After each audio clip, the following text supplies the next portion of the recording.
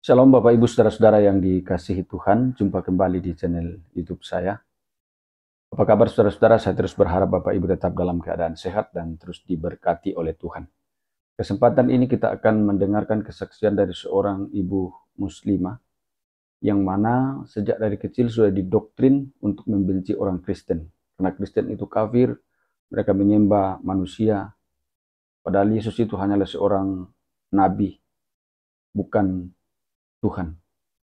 Nah, tapi seiring berjalannya waktu, saudara-saudara, ia diproses oleh Tuhan, ibunya diproses oleh Tuhan, akhirnya justru mengajak anak-anaknya bahkan suaminya untuk percaya kepada Yesus. Sesuatu yang sangat-sangat luar biasa, saudara-saudara. Dan ternyata bahwa proses yang ia alami itu adalah cara Tuhan untuk memanggil, untuk menyelamatkan seisi rumah ini. Sesuatu yang sangat luar biasa. Kita bersyukur kepada Tuhan bahwa mereka boleh diselamatkan oleh Tuhan. Kita dengarkan kesaksiannya berikut ini.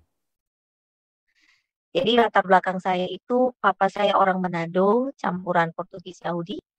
Mama saya sendiri itu Bugis, Fagu, dan mereka bertemu itu di dalam pekerjaan mereka karena papa saya sebagai kontraktor, mama saya sebagai seorang arsitek. Jadi papa saya itu kemudian menjadi mualaf dan akhirnya mereka melarikan diri menikah karena tidak direstui oleh orang tua dari sisi mama saya. Akhirnya tetap mereka menikah di Bogor. Mereka melarikan diri, mereka berangkat dan mereka menikah di Bogor. Nah, semenjak menikah dengan papa itu, papa saya berusaha belajar untuk jadi orang muslim, diajarin sama mama saya, sama dia jadi mualaf. Dan kemudian ketika saya lahir pun, mama saya itu, sangat-sangat protektif pada saya, eee, dengan artian bahwa saya didoktrin sejak kecil bahwa saya tidak boleh berteman dengan orang Kristen, dan kalaupun cari rumah, mama saya itu kalau kalau papa tuh pindah kerja atau dia dipindahkan atau untuk bisnisnya dia harus pindah, selalu cari tempat yang, eee, tetangga kiri kanannya itu harus orang muslim dan harus dekat dengan masjid. Jadi, mama saya selalu mendoktrin saya untuk tidak bergaul dengan orang Kristen. Nah, adapun itu setelah mama saya melahirkan saya memang ada 5 kali mama saya mengalami keguguran. Jadi mama saya itu divonis dokter mengalami yang namanya lemah kandungan. Jadi dia punya sugesti tinggi gitu, dia tidak bisa salah sedikit, tidak bisa capek sedikit, tidak bisa dengar orang, mengalami pendarahan, maka dia juga akan mengalami pendarahan gitu. Jadi, setiap kali dia hamil, dia selalu keguguran. Nah itu setelah saya. Nah, akhirnya satu kali waktu, papa saya itu sudah lama gitu minta, supaya punya anak lagi dan dia pengen punya anak laki-laki. Nah, mama saya itu saking dia, takut ditinggal papa saya, nah karena sudah bertahun-tahun dibilang papa katanya pengen punya anak laki-laki. Nah, akhirnya pada saat saya berusia 7 tahun, mama saya tuh nggak sengaja dia bukan nggak sengaja ya, tapi memang dia sudah jadwal, dia kan rutin, dia selalu sholat, dia sholat 5 waktu. Nah, akhirnya dia sholat, pada saat sholat maghrib, dia begitu dia tahajud, dia nggak sengaja dia ngomong, bagi dia itu dia bilang, "Ya ya Allah, kalau saya bisa hamil dan punya anak laki-laki, baru saya percaya bahwa Yesus itu Tuhan dan hidup."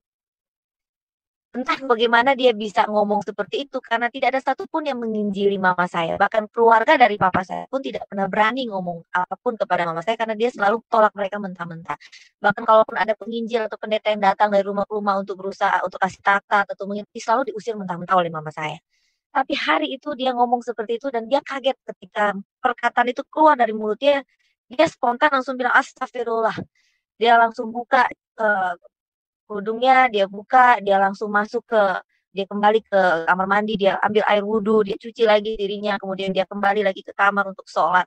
Dia sholat, dia bertahajud, dia mau membatalkan setiap perkataan dia atau nasar dia tadi. Tapi yang terjadi adalah bulan berikutnya mama saya justru mengandung, hamil, gitu. Nah, waktu dia tahu dia hamil, dia ketakutan luar biasa karena dia ingat dengan omongannya dia, dengan nasarnya dia.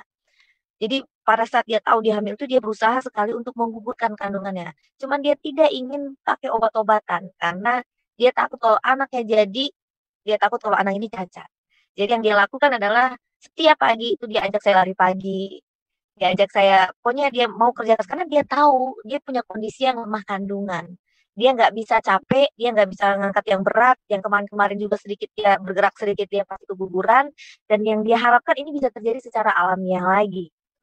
Jadi dia lari pagi, dia kerja beras, dia ngepel, dia apa semua, dia angkat berat, saya ingat sekali, sampai akhirnya dia panas tinggi. Dia panas tinggi, kalau tidak salah itu sampai uku-uku usia kandungan dia 5-6 bulan.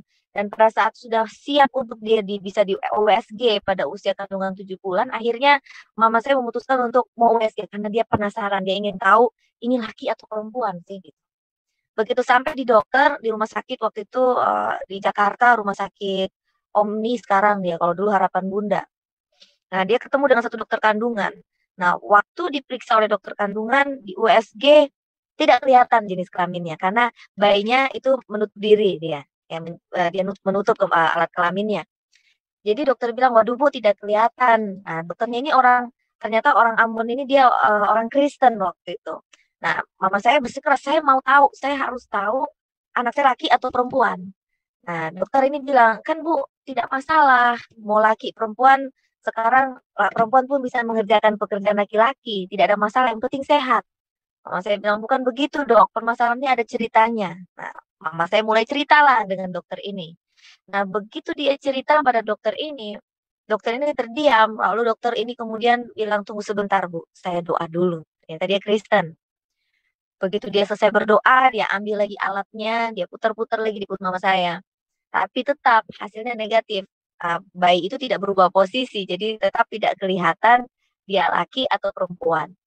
Akhirnya dokter bilang begini, Bu, bayinya tidak berubah posisi, tetap tidak kelihatan laki atau perempuan. Tetapi saya percaya bahwa ibu bisa berbicara seperti itu. Itu karena ibu sudah dipilih oleh Tuhan. Dan Tuhan Yesus itu adalah Tuhan yang luar biasa yang tidak pernah salah memilih orang. Dan ibu pasti sudah dipilih oleh Tuhan.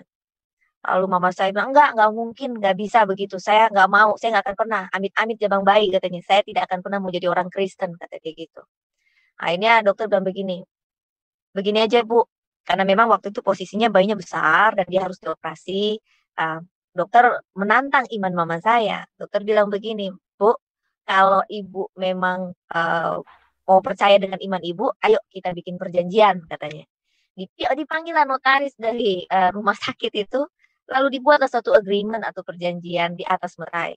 Jika anak ibu ini perempuan, maka saya sendiri akan menanggung seluruh biaya operasi dan biaya kamar. Tapi jika anak ibu ini laki-laki, maka ibu ini yang akan membayar semua biaya operasinya dan kamar.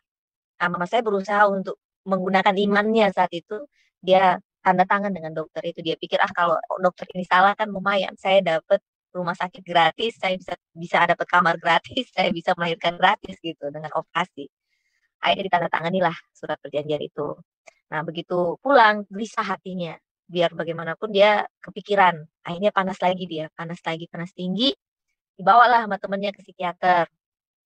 Diajak ke psikiaternya orang muslim, didengarkanlah cerita mama saya ini, lalu diberikanlah satu solusi kepada mama saya. Katanya, Bu, diimani aja, bilang ini perempuan, gitu. Nah, dari situ panas mama saya mulai turun, dia mulai merasa ada solusi, jadi dia mulai perkatakan, iya ini perempuan, ini perempuan. Tapi semakin mendekati usia untuk dia melahirkan, untuk dioperasi, jadwal untuk operasi dia semakin yakin bahwa dia punya feeling sepertinya sebagai seorang ibu, dia punya feeling, ini kayaknya laki deh gitu. Nah, akhirnya satu kali waktu itu kan sudah dijadwalkan sebenarnya minggu depannya untuk operasi karena papa saya itu ada kerjaan di luar kota. Jadi maksudnya supaya tunggu papa saya balik dari luar kota baru operasi pada saat usia kandungan 9 bulannya itu. Nah, tapi yang terjadi adalah kami ada anjing di dekat rumah. Jadi anjing kami itu tiba-tiba melahirkan. Nah, saya teriak, mama saya, anjingnya namanya waktu itu Ciko, mohon maaf. Lalu saya teriak, "Mah, Ciko sudah melahirkan," kayak gitu. Akhirnya begitu dengar anjing itu melahirkan, mama saya langsung mules. Nah, sakitlah dia pecah ketuban. Nah, dia sudah merasa sudah ini harus bawa ke rumah sakit. Nah, dia langsung beresin baju-bajunya, dia ajak saya untuk beresin baju, lalu dia suruh saya panggil taksi. Tanpa saya tahu, mama saya itu waktu itu sudah berencana ternyata untuk bunuh diri gitu. Tapi dia masih pikir-pikir gimana caranya saya mau bunuh diri gitu loh. Karena dia nggak mau kalau sampai anak ini lahir laki-laki, aduh saya nggak mau sampai masuk Kristen katanya. Nah, akhirnya dia waktu itu saya ingat hari raya Kurban tanggal 15 Juni tahun 90 kalau tidak salah itu tahun 1990 ya. Tahun 90 ada hari raya Kurban tanggal 15 Juni. Nah, saya sempat-sempatnya sebelum ke rumah sakit dia mampir di masjid, dia bawa kambing untuk korban, dia ke bank juga, dia berusaha untuk memberitahukan kepada papa saya lewat telepon dia ada di bank dan dia bahkan minta maaf pada papa saya di telepon kalau ada yang salah. Kalau saya sampai bingung, kenapa kamu sampai minta maaf begitu? Kan kayak mau mati aja, cuma mau melahirkan doang katanya gitu. Ya enggak, buat jaga-jaga aja kata mama gitu. Ya udah, sampai di rumah sakit, dia masuk ke ruang operasi, dipasangkan semua alatnya karena dia harus dianestesi juga, jadi dia dipasangin, oksigen juga di hidung dia. Nah, pada saat itu dia sudah melihat sekeliling, apa saya mau ngambil pisau untuk saya langsung tusuk diri saya, dia sudah muter-muter lihat ke sekeliling, tapi begitu banyak. Waktu itu ada dokter anestesi, dokter bedahnya, dokter anaknya, kemudian ada perawat-perawat, jadi dia bingung, dia bilang, "Kalau saya bangun pasti saya nggak akan bisa bergerak," katanya gitu. Jadi begitu dipasangin oksigen ke hidungnya baru dia dapat akal, "Ah, kalau begitu saya nggak akan bernafas aja," kata dia gitu. Nah, akhirnya dicoba sama dia waktu dipasang oksigennya dia tahan nafasnya, dia nggak mau bernafas. Nah, suster yang waktu itu masih mempersiapkan alat-alat yang lain, dia tiba-tiba perhatikan monitor untuk, pergerakan oksigennya tidak berjalan gitu. Lalu dia dia periksa semua, kabelnya, selangnya, dia periksa, dia ikutin semua, lalu dia mulai perhatikan mama saya. Karena dia lihat semuanya terpasang baik gitu. Nah, akhirnya dia dia lihat mama saya, posisi mama saya dia lihat, dia perhatikan baik-baik, oh ternyata tidak bernafas. Akhirnya dia bisikin lah telinga mama saya, dia bilang, "Bu, ibu mau bunuh diri ya? Kalau mati ntar jadi kuntilanak loh," kata gitu. Akhirnya mama saya sadar, astagfirullah saya nggak mau, saya taat selama ini, saya tidak mau saya mati jadi kuntilanak.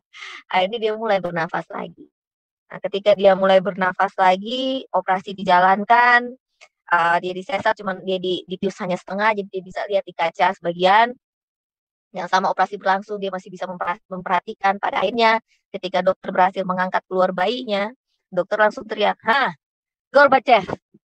Nah, mama saya agak sedikit bingung dan dia agak mulai terpengaruh, mulai kecapean, dia agak-agak kurang sadar gitu, dia mikir, tapi otaknya dia jalan, Gorbachev, Gorbachev, apa itu Gorbachev? Nah, begitu didorong dia keluar selesai sudah dibersihkan semuanya, dia didorong keluar dari ruang operasi, dia masih mikir ternyata Gorbachev itu siapa Gorbachev. Lalu dia ingat Gorbachev itu nama presiden, ya. Tapi jadinya dia langsung berpikir, aduh, berarti laki-laki. Nah, ketika masih didorong pun itu dia sudah teriak, nggak mungkin. Dia teriak begitu kencangnya sampai kedengaran di ruangan sebelah, di tempat di mana waktu itu bayinya lagi dimandiin sama suster, adik saya. Nah, waktu dia susternya lihat keluar jendela, dia cuma perhatikan, mau cari tahu siapa tuh yang teriak. Balik lagi ngeliat tangan, yang anak sudah biru di tangan. Itu anak biru dari berang sampai ujung kakinya. Akhirnya diinfus lah sama dokter. Karena waktu itu diperkirakan bahwa adik saya ini keracunan ari-ari. Nah, kenapa begitu? Karena waktu ternyata dia lahir, dokter melihat ari-arinya sudah hancur bercampur air. Jadi tidak ada lagi ari-arinya dia. Nah, makanya dokter bilang ini adalah suatu mujizat jika anak ini bisa bertahan sejauh ini. Karena ari-ari itu tempat saluran makannya dia gitu. Nah, akhirnya saya datang pulang dari rumah itu dengan papa saya datang ke rumah sakit, saya mau lihat adik saya sampaikan ke mama saya bilang, "Mah, kok adek pakai gantungan kayak mama, cuman mama merah dia putih," saya bilang gitu. Akhirnya mama saya panggil lah suster, "Suster, kenapa anak saya diinfus, ada apa?" Suster bilang, "Ya ibu sih tadi pakai acara teriak-teriak segala," katanya. "Waktu ibu teriak, saya cuma nengok sebentar keluar, saya balik anak ibu udah biru," mana gitu. "Loh, kok bisa biru?" "Iya, katanya kayaknya keracunan ari-ari mungkin," kata dokter. Nah, dari situ mama saya entah kenapa spontan aja waktu dia dia dengar suster ngomong begitu, dia bilang, "Oh, berarti Yesus itu benar Tuhan dan hidup."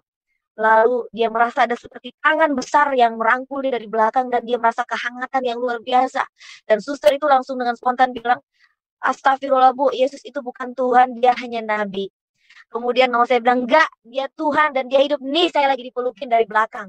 Susternya langsung lari keluar, saudara terbirit-birit dia. Dia langsung bilang, "Suster, dokter, bapak, ibunya udah gila."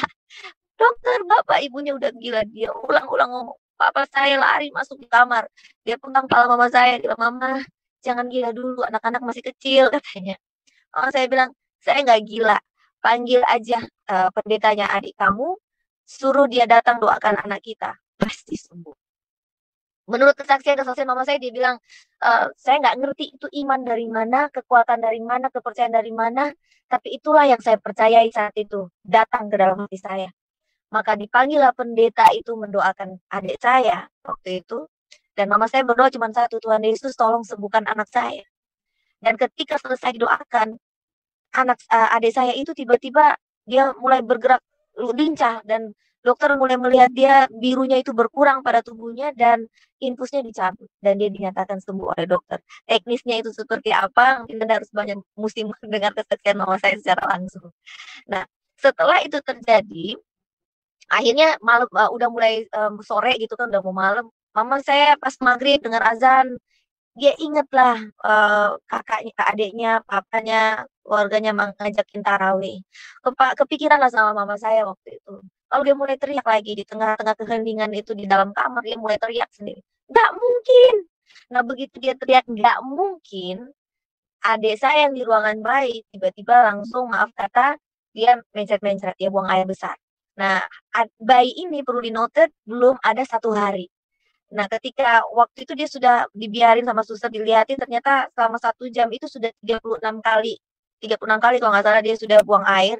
Setiap kali dikasih minum keluar lagi, setiap kali dikasih minum keluar lagi, jadi nggak ada yang bisa bertahan. Nah, dokter akhirnya menginformasikan kepada mama saya, dia bilang, "Bu, ini kayaknya nggak akan bertahan sampai besok kalau dia terus-terusan begini.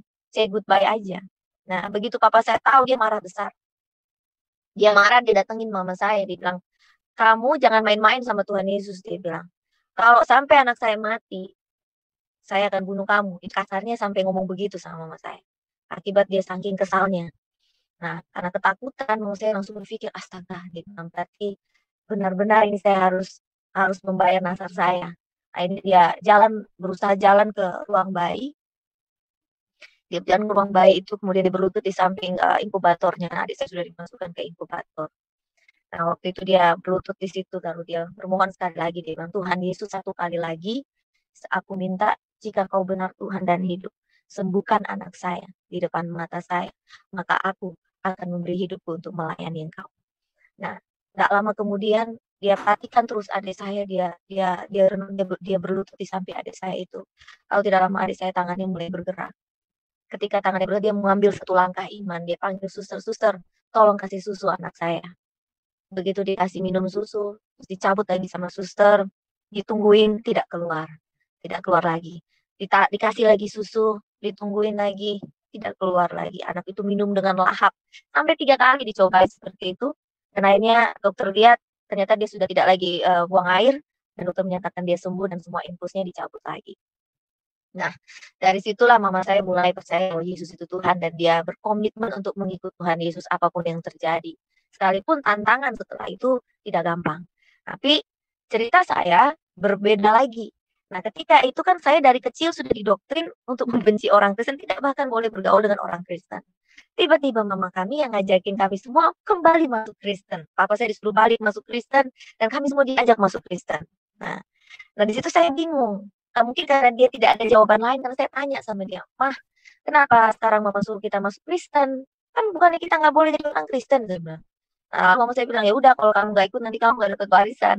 Nah, karena jawaban yang sangat dangkal itu tidak masuk akal buat saya dan tidak menjawab semua pertanyaan saya mengikuti hanya karena ancaman mama saya. Akhirnya saya ikut masuk Kristen. Tanpa saya menyadari bahwa Tuhan ternyata juga sudah punya rencana buat hidup saya dan sudah menetapkan saya. Dan saya sekalipun ikut masuk Kristen saat itu, saya tidak mau melepas kebiasaan saya sebagai orang muslim, saya mau sholat gitu loh. Kendati pun pada saat itu, hidup saya dalam arti kata, sekalipun mama saya keras dengan saya, tapi oleh karena pergaulan saya di luar, itu saya punya kebiasaan-kebiasaan yang buruk. Ya salah satunya, dari umur 4 tahun saya sudah terlibat dengan rokok, saya sudah merokok.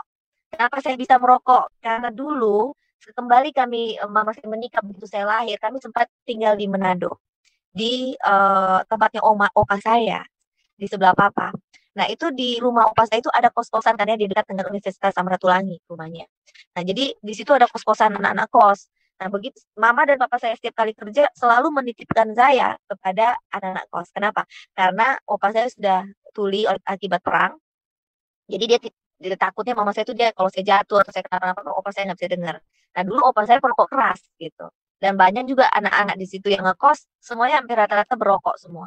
Jadi saya suka diam-diam, saya diajarin pertama saya diajarin sama anak-anak ini dan akhirnya saya mulai diam-diam suka mencuri rokok opa saya. Karena saya sudah terbiasa kan dikasih kalau ngerokok mereka mereka kasih ke saya. Nah, akhirnya saya mulai mencuri rokok opa saya. Sampai suatu waktu saya dorong mama saya mau ke kantor, "Mama cepet ke kantor, cepet ke kantor." Mama saya sampai curiga, "Kenapa nih anak suruh saya cepet-cepet ke kantor?" Tapi akhirnya diikutin lah dengan mama saya itu, dia pura-pura ke kantor, tapi kemudian dia balik dengan tiba-tiba. Nah, saya ngumpet waktu itu di belakang horden rumah, di dalam kamar saya merokok, saya ngambil rokok opa saya. Di situlah saya ketahuan, "Oh ternyata kamu selama ini suka merokok," katanya mama. Nah, mulailah mama saya, mendisiplinkan saya di situ. Tapi diancam-ancam segala macam, saya tetap aja kena lagi, saya merokok ketahuan lagi, saya ketangkap basah lagi. Sampai akhirnya kalau di Manado itu kan ada satu, kebiasaan orang-orang Manado kalau sudah deket-deket Natal, itu ada yang suka jalan-jalan bagi-bagi hadiah atau nakutin anak kecil yang nakal-nakal, itu adanya pit hitam sama, Santa Claus. Kalau biasanya orang tua suka nih kado-kado Natal mereka sama Santa Claus itu dikasih. Nah, pit hitam tuh datang bawa karung, "Kalau kamu masih nakal lagi untuk anak-anak yang nakal, kamu nanti masuk karung dibawa," gitu ya. Dan dulu saya penakut dengan namanya badut gitu, saya takut sekali. Nah, jadi kan mama saya tahu dengan ketakutan saya itu, maka dipanggillah itu Santa Claus dan pit hitam untuk nakut-nakutin saya. Ini masih dalam posisi dia waktu itu masih muslim ya, sebelum masuk Kristen, karena kalau waktu masuk Kristen saya usia 7 tahun. Usia 4 tahun sempat mama saya izinkan panggil begitu badut-badut itu, hanya nakut-nakutin saya supaya saya berhenti merokok. Tapi tanpa dia tahu, saya tidak menghilangkan kebiasaan itu dengan begitu saja. Saya berjanji sampai nangis-nangis karena kaki saya udah dimasukin ke dalam di dalam karung sama pitita, "Mau janji kamu nggak akan merokok lagi." Saya berjanji aja saya nangis-nangis gitu kan, tapi akhirnya tetap aja saya bikin lagi gitu. Nah, sampai akhirnya, pada saat usia 7 tahun itu, mama saya masuk Kristen, saya mulai terlibat justru dengan alkohol, karena pada saat mereka memutuskan untuk masuk Kristen, perekonomian kami memang tiba-tiba diberkati luar biasa. Waktu itu pekerjaan mama saya, pekerjaan papa saya terbuka, diberkati luar biasa, yang tadinya rumahnya ngontrak, kami kemudian bisa beli rumah di daerah Cibubur, bahkan bukan cuma itu saja, mama saya dia beli tanah di daerah Puncak, Ciawi, dia dia gambar villa yang besar untuk yang dia mau dedikasikan sebagai tempat doa untuk Tuhan. Dari situlah mama saya mulai sibuk dia, pelayanan ke berbagai daerah karena dia bentuk yayasan, waktu itu Yayasan Ciawi Ministry.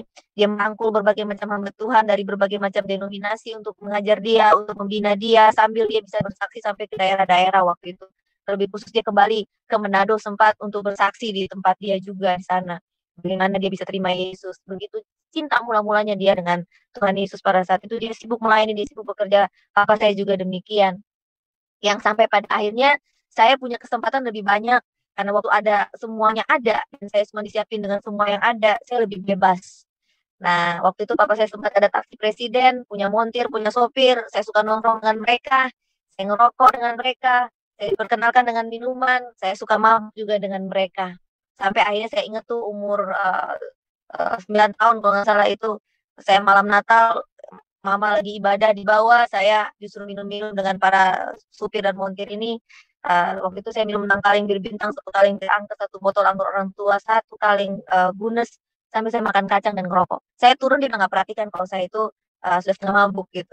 Besoknya mau masuk gereja, saya tidak mau masuk gereja, karena memang dari awal saya jarang sekali mau masuk gereja karena pertama saya dulu anaknya rada tomboy, jadi saya tidak suka dipaksa ke gereja harus pakai pantofel, harus pakai harus pakai, rok panjang atau pakai baju dress gitu.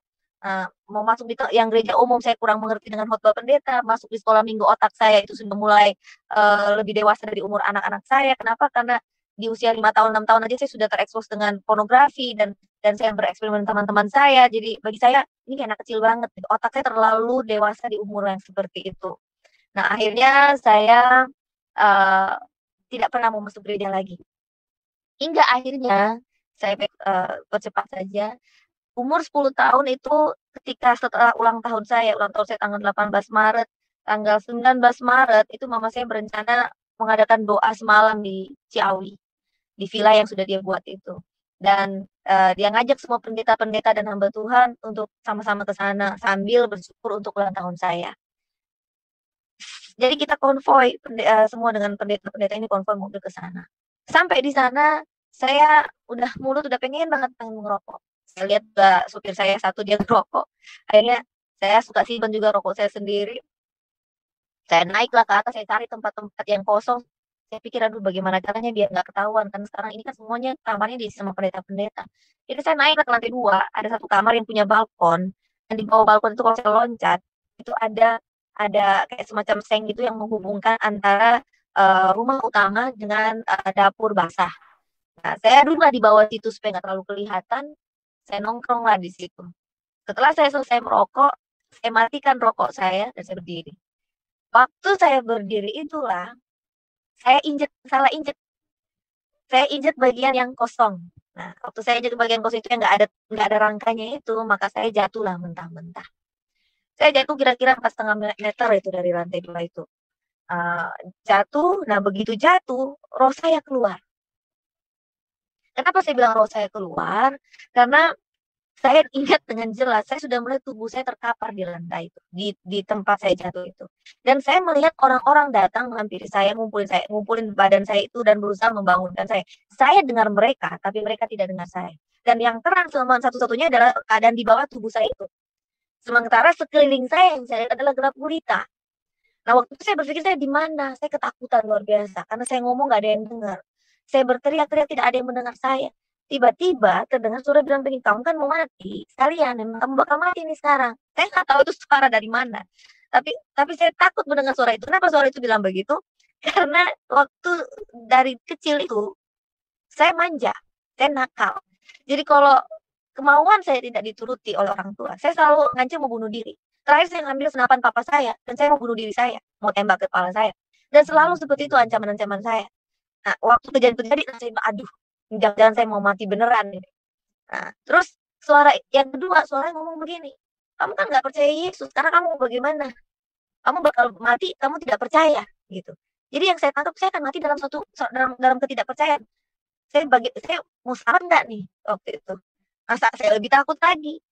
Tiba-tiba setelah suara kembali itu bersuara seperti itu, ada seperti layar putih muncul di depan saya. Dan itu seperti film yang diputar dan semua perbuatan-perbuatan yang saya pernah lakukan yang nggak ada satu orang pun tahu gitu. Seperti film. Dari situ saya belajar ternyata Tuhan memang maha tahu gitu loh. Kita mau ngumpet sampai seperti apapun orang nggak tahu tapi Tuhan tahu.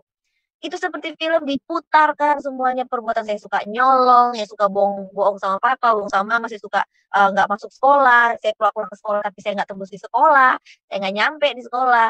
Kemudian saya suka bereksperimen dengan teman-teman saya, macam-macam semua yang saya kerjakan kenakalan saya rokok, saya mabuk, itu semuanya ada di dalam situ. Waktu saya lihat itu saya berpikir, ya Tuhan, kalau saya mati sekarang berarti saya pasti masuk neraka. Saya belum mau mati Tuhan seperti ini. Lalu saya ingat dengan kesaksian-kesaksian mama saya, bagaimana dia bernasar sama Tuhan. Lalu saya bernegosiasi di situ. Saya bilang, Tuhan, kalau kau mendengarkan saya bilang, jika kau berikan saya kesempatan hidup satu kali lagi, maka aku berjanji, aku akan memberikan hidupku untuk Tuhan. Saya bilang, saya akan belajar siapa Yesus itu, dan saya akan melayani Tuhan. Itu yang saya janjikan. Namun sebelum saya bicara itu, sebenarnya saya janjikan yang pertama, itu yang saya ingat waktu saya janjikan adalah, saya berjanji saya nggak akan lagi bolos masuk gereja. Jadi saya tuh saudara kalau misalnya dari kemarin-kemarin sebelum ini PSBB ya, sebelum ini ya online, mau sakit seperti apapun saya pasti masuk gereja. Saya dalam keadaan sakit pun saya masih mau melayani, saya bisa berdiri bapak karena saya berjanji saya nggak akan pernah bolos ke gereja. Selama saya masih bisa berdiri, saya masih bisa, saya pasti datang. Saya selalu begitu. Karena saya ingat dengan janji saya ini. Jadi itu yang pertama, baru kedua saya bilang saya akan belajar siapa Yesus itu dan saya akan melayani Tuhan. Saya bilang begitu. Nah begitu saya selesai ngomong begitu, saya menangis. Tiba-tiba yang saya tahu saya kembali sudah sadar dengan tubuh saya. Anda mau bilang itu mati suri, Anda mau bilang seperti apa, saya kurang paham dengan istilah medis, tapi itulah yang saya alami. Lalu saya mulai merasakan tubuh saya, tapi saya tidak bisa bangun. Ada satu pendeta nama Ibu Lance Sambuaga, itu Anda juga bisa cek di YouTube-nya dia dan bisa konfirmasi langsung sama orangnya bahwa dia ada waktu kejadian itu dan dia adalah pendeta yang mendoakan saya waktu itu. Nah dia kemudian bilang, yang mana yang sakit? Saya bilang kaki kanan saya saya bilang gitu. Kaki kanan saya udah nggak bisa bergerak karena sudah biru, sudah bengkak. Nah, dan tulang belikat kiri saya ini uh, seperti dia bengkak, bengkok begitu kelihatannya karena dia bengkak. Nah, yang kanan ini bengkak juga bertanda batu tempat saya jatuh. Nah, mereka mau bawa saya ke rumah sakit, mereka takut saya banyak goncangan karena jalan rusak dan jaraknya agak lumayan jauh dari Ciawi ke Bogor. Mereka takut nanti banyak goncangan malah jadi parah. Akhirnya pendeta ini sarankan sudah bawa masuk aja ke kamarnya. Lalu dia bilang ambil minyak urapan. Nah, mama saya belum terlalu mengerti ya. Jadi dia bilang apa itu minyak urapan? Minyak apa aja lah yang belum pakai nanti saya doakan. Dan bawain waktu itu masih minyak baru yang belum dibuka, minyak bimoli. Lalu kemudian pendeta ini di kamar dia doakan itu minyak karena cuma dia pendeta perempuan yang ada saat itu kalau saya nggak salah ingat cuma dia, yang lainnya pendeta laki jadi dia yang doain saya di kamar. Jadi dia mama saya dia cuma berdoa dalam nama Yesus itu seperti kayak disapu aja dalam nama Yesus ini bengkak langsung turun, saudara. Ini yang dua-duanya kiri kanan ini bengkak langsung mulai menurun. Kaki saya juga kanan ini mulai birunya mulai menghilang gitu. Lalu dia bilang gini mama saya, kalau anak ini panas, bawa lari rumah sakit. Tapi kalau dia nggak panas malam ini berarti dia nggak apa-apa, kata dia gitu. Tapi pendeta ini duduk terus di samping saya. Dan sepanjang malam itu dia bacakan ayat-ayat firman Tuhan pada saya. Dan itu untuk pertama kalinya saya betul-betul mendengar firman dan saya mulai memahami firman Tuhan. Nah, sepanjang malam itu yang saya tidak lupa, itu seperti badan saya ngambang di atas tempat tidur dan ada 3 malaikat di sekeliling saya. Nah, saya nggak tahu apakah memang pada saat itu Tuhan sedang memberikan semua anggota tubuh saya atau bagaimana. Tapi waktu bangun pagi, saya sudah bisa berdiri. Saya sudah bisa bangun walaupun saya jalan agak pincang. Saya cerita sama pendeta Lanca itu, saya bilang, "Tante, saya pikir udah pengangkatan karena sepanjang malam saya rasa badan saya ngambang." Oh, memang apa yang terjadi? Saya cerita semua pengalaman saya sama dia. Akhirnya dia mulai mengajak saya, dia bilang, berarti Tuhan Yesus mau pakai kamu. Dia bilang, kamu ikut saya akan bersaksi. Dia mulai ajak-ajak saya tuh bersaksi dari persekutuan. Dia mulai bina saya. Dan memang setiap hari Jumat tuh, minggu kedua mama saya selalu bikin doa puasa di rumah dengan semua hamba Tuhan yang hadir, yang ganti-gantian itu mereka di setiap sesinya itu sampai tutup puasa, itu selalu ada tanya jawab di tengah-tengahnya. Dan saya selalu yang paling kritis, saya belajar dari situ, saya banyak bertanya firman di situ sama pendeta-pendeta ini. Dan dari situlah saya mulai diarahkan, saya mulai didoa-doakan untuk lebih lagi dalam Tuhan. Tapi sekalipun demikian, namanya saya waktu itu masih anak-anak, saya nggak ada kepikiran, oh saya mau jadi pendeta. Kalau besar saya menjadi pendeta, enggak, saya nggak ada kepikiran seperti itu. Pikir saya ingin tetap melanjutkan usaha papa saya. Tapi saya jadi anak Tuhan aja yang taat itu sudah cukup. Saya mau tepati janji saya gitu. Saya pikir dulu bersaksi seperti mama saya melayani, itu sudah pelayanan gitu. Buat saya, berarti cuma sampai situlah panggilan Tuhan. Nah, sampai akhirnya saya terus sekolah dan sebagainya, tapi waktu itu kemudian tantangan mulai datang kepada keluarga saya. Di waktu kami terima Yesus, hidup kami justru bukannya makin hari makin makin ringan, tetapi ada banyak tantangan datang dalam kehidupan kami. Ya dari sisi mama saya dari awal-awal memang ada tantangan dari keluarga dia, tapi kemudian pun Tuhan memberikan perdamaian dengan keluarganya. Tapi selalu ada kemenangan, ada kemenangan. Nah, di sisi kami dari luar sudah tidak bisa lagi pengaruh dengan mama saya, iblis mulai menyerang dari dalam rumah tangga mama saya. Dimana papa saya ternyata dari waktu dia masih muslim dia banyak merahasiakan bahwa dia sudah punya istri lagi di luar gitu, dan dia punya 4 orang istri lainnya, dan hanya saya ternyata punya adik-adik yang saya nggak tahu di luar sana. Nah, itu menjadi satu cerita bagi orang-orang yang sampai ke telinga mama saya. Akhirnya waktu mama saya konfrontasi, dia mengelak, dia bilang tidak pernah ada.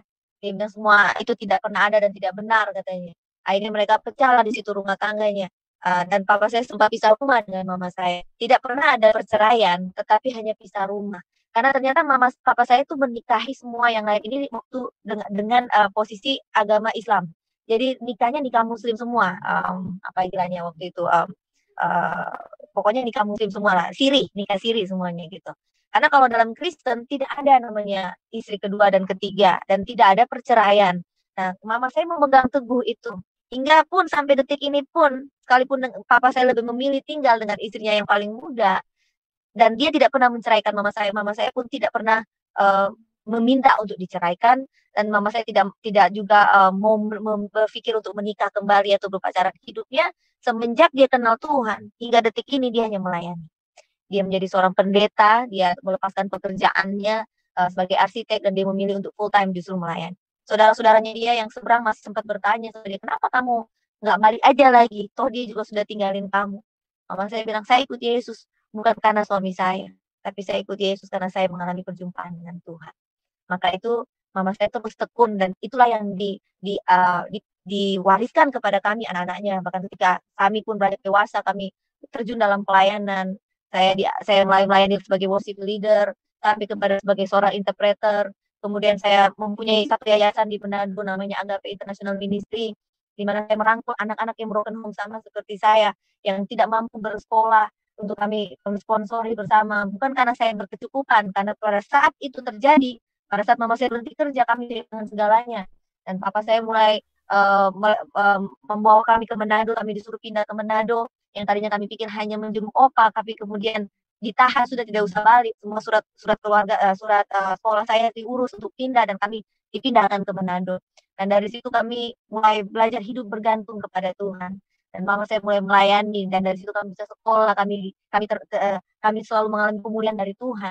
Dan karena kerinduan saya dengan papa saya, karena waktu saya mulai pindah di Manado, papa saya tiba-tiba putus kontak dengan kami. Dia ganti nomor handphone dan tidak ada yang tahu nomornya. Dan saya tidak bisa menghubungi dia. Dan saya tidak ada kabar selama 10 tahun setelah itu. Saya tidak ada kabar dari papa saya. Dan akhirnya saya mulai lebih tekun lagi dalam Tuhan. Kenapa? Saya bilang, Tuhan, saya jadilah ayah buat saya. Karena saya tahu dengan mama saya setiap jam 3 pagi dia berdoa pada Tuhan. Dia menangis pada Tuhan. Karena ada satu kali waktu kami tidak punya apa-apa untuk dimakan lagi. Kami tidak punya apa-apa lagi saat itu. Dan mama saya menangis sama Tuhan. Mama saya bilang, Tuhan Yesus, aku sudah tidak punya suami. Suamiku meninggalkan aku. Engkau adalah suamiku. Aku mau kasih makan anakku, mau ke sekolah hari ini. Aku tidak punya apa-apa. Berkati aku Tuhan. Dia bukan hanya menangis, tapi dia meratap kepada Tuhan Yesus. Tapi Tuhan Yesus itu luar biasa. Saya tidur sekamar dengan saya, dan saya menyaksikan dengan mata kepala sendiri bagaimana dia sebagai seorang ibu yang berdoa menjadi tiang doa dalam keluarga. Dan Tuhan mendengarkan dia. Dan saya belajar hidup dengan iman dan mujizat oleh karena iman mama saya ini dulu.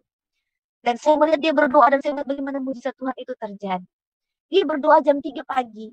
Jam 6, orang ketuk pintu di rumah kami. Dia buka pintu, dia bilang, Ibu Yati, saya dari Langoan. Saya kebayang-bayang muka ibu dari jam 10 tadi malam, saya digerakkan suruh bawa ini buat ibu. Saya tergerak hati, bawa ini buat ibu. Tahu nggak? Dia datang dengan mobil pick up. Yang dibawa itu beras, satu karung, sayur-sayuran hasil panen dia. Kemudian ikan, makanan, semua ada di situ. Mau saya bilang, puji Tuhan. Tuhan Yesus luar biasa. Dan kami melihat dengan mata kepala sendiri bagaimana mujizat demi mujizat terjadi. Saya mau pelayan, saya kan baju datang dari Jakarta dengan mama itu ke Manado. Kami datang bawa satu koper baju bertiga. Kami tidak mau baju-baju kami yang lain karena kami pikir kami hanya liburan.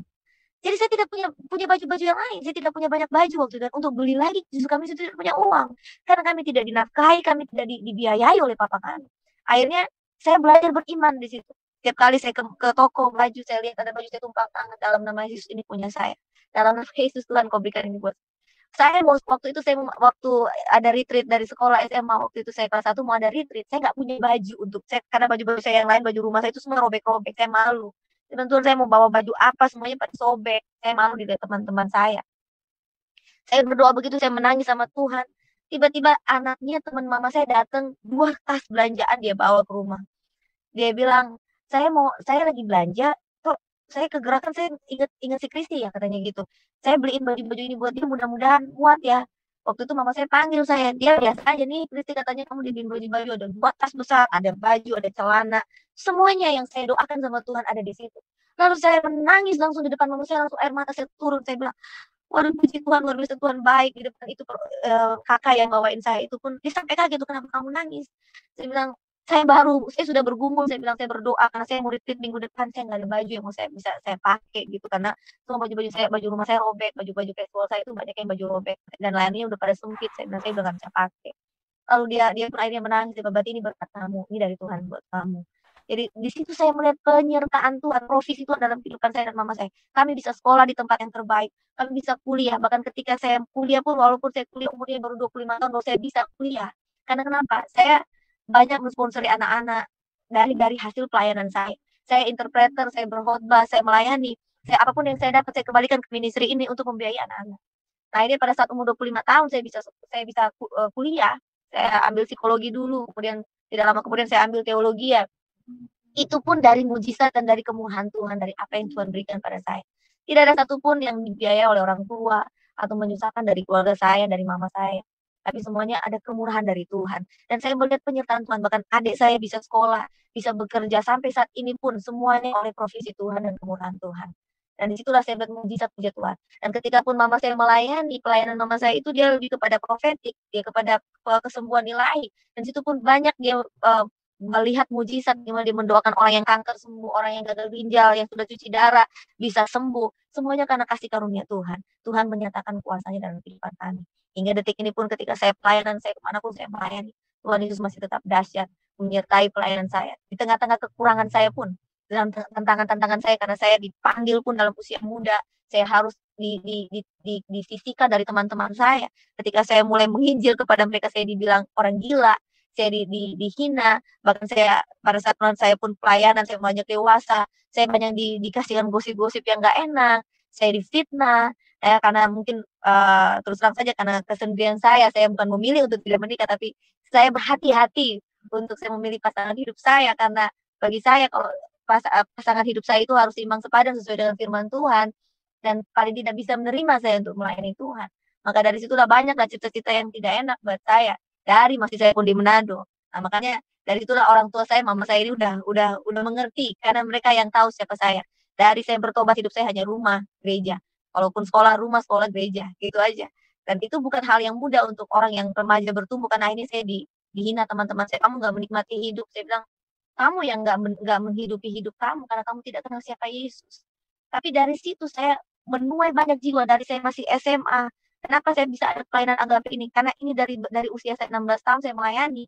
Teman-teman saya satu kelas itu bisa ada 12 orang langsung lahir baru, bertobat, terima Yesus. Kemudian setiap kali saya naik kelas di situ selalu ada pertobatan. Karena setiap jam istirahat saya pakai untuk bersaksi pada teman-teman saya. Dan Tuhan Yesus luar biasa. Hingga detik ini pun kemuliaan Tuhan masih dinyatakan dalam hidup kami. Demikian kesaksian ini, saudara-saudara, semoga bermanfaat, memberkati kita sekalian. Kiranya kesaksian ini sungguh-sungguh dapat mengedukasi kita. Ada banyak pelajaran-pelajaran rohani yang kita bisa petik di sana, sehingga akan membuat kita semakin kuat, semakin semangat, semakin bertumbuh dalam iman kepada Yesus Kristus. Tuhan Yesus memberkati.